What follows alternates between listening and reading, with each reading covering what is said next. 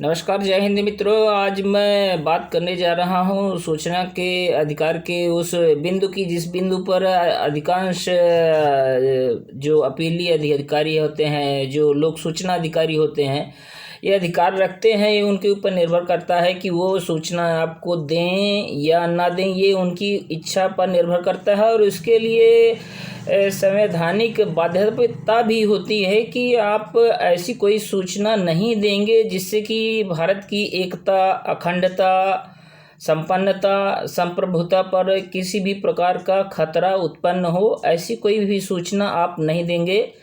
ये जो 81 का क्लॉज ए है, जो सबसे महत्वपूर्ण है, वो ये बात कहता है।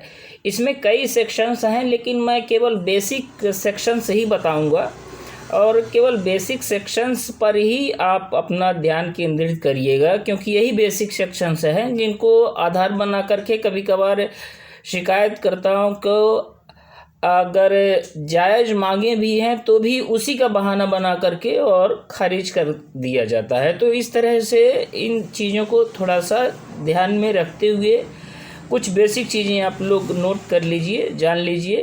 तो इसमें सेक्शन ए में एकता, अखंडता, संप्रभुता, इनका वर्णन है। और ये हम भी जानते हैं कि जिन सूचनाओं से देश की एकता, अखंडता को खतरा उत्पन्न होने वाला होगा, उसको भला कोई मांगेगा ही क्यों। पहली बात तो ये आ जाती है। तो इन चीज़ों को आप ध्यान में रखें। दूसरी बात आ जाती है कि बी, जो सेक्शन 8 का क्लॉज बी है, वो कहता है कि वे सूचनाएं जो किसी न्यायालय या अधिकरण में विचाराधीन है, जो किसी न्यायालय या अधिकरण में विचाराधीन है, वो सूचनाएं आपको नहीं दी जाएंगी, क्योंकि उससे जो है तो प्रभाव पड़ सकता है, न्याय व्यवस्था प्रभावित हो सकती है। वो इसलिए नहीं दी जा सकती हैं। और वो हद तक सही भी है, हद तक ही नहीं, पूर्ण रूपेण ही सही है। हालांकि आगे आने वाले समय में क्या होगा हम नहीं जानते हैं, लेकिन अभी तो यही चला आ रहा है। इसलिए ये क्लास बी को भी आप नोट करके रखें कि ऐसी बात है। सूचनाएं जिनके प्रकटन से किसी राज्य या विधान मंडल के विशेषाधिकार का हनन हो सकता है। राज्य या विधान मंडल के विशेषाधिकार का हनन हो सकता है। ऐसी सूचनाएं जिनके प्रकटन से किसी राज्य या विधान मंडल के विशेषाधिकार का हनन हो सकता है, ऐसी सूचनाएं भी आपको नहीं दी जाएंगी। ये विशेष रूप से बाध्यकारी रहेगा, ये बाध्य है। इसके लिए आप ऐसी सूचनाएं नहीं ले सकते हैं, ना ही कोई देगा ही ऐसी सूचनाएं। हालांकि मैं पहले भी बतला चुका हूँ इन बारों में कि मतलब मैं कुछ बेसिक्स कॉन्सेप्ट ही बतला रहा हूँ। बहुत सारे इसमें सेक्शंस हैं, लेकिन कुछ बेसिक चीज़ें आप जान लीजिए।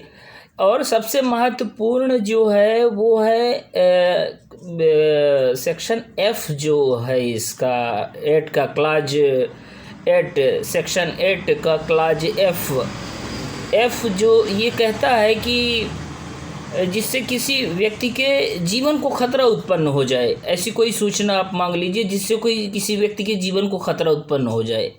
हो सकता है भाई ऐसी कोई सूचना तो कोई मांगना ही मेरे ख्याल से ये एक बेवकूफ़ी का काम है।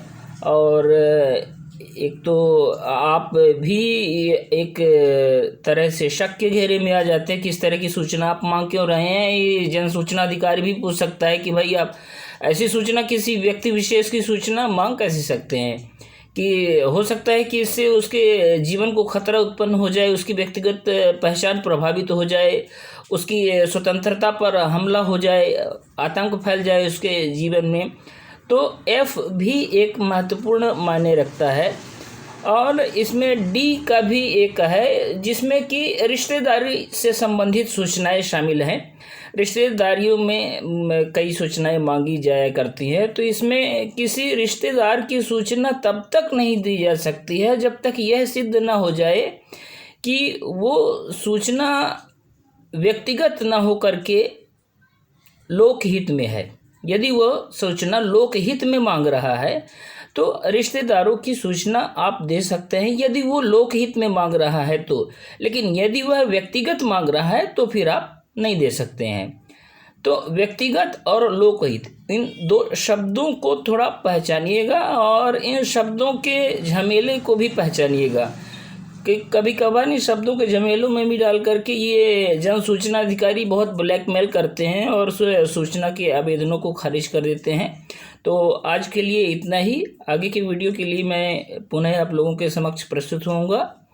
तब तक के लिए जय हिंद, जय भारत। और अगर ये वीडियो पसंद आया हो मेरे मित्रों तो इसे लाइक, शेयर और कमेंट ज़रूर करिएगा और इस फॉरवर्ड करिएगा ताकि अन्य लोगों को भी जानकारियाँ मिल सकें और वो जागरूक हो सकें। जय हिंद।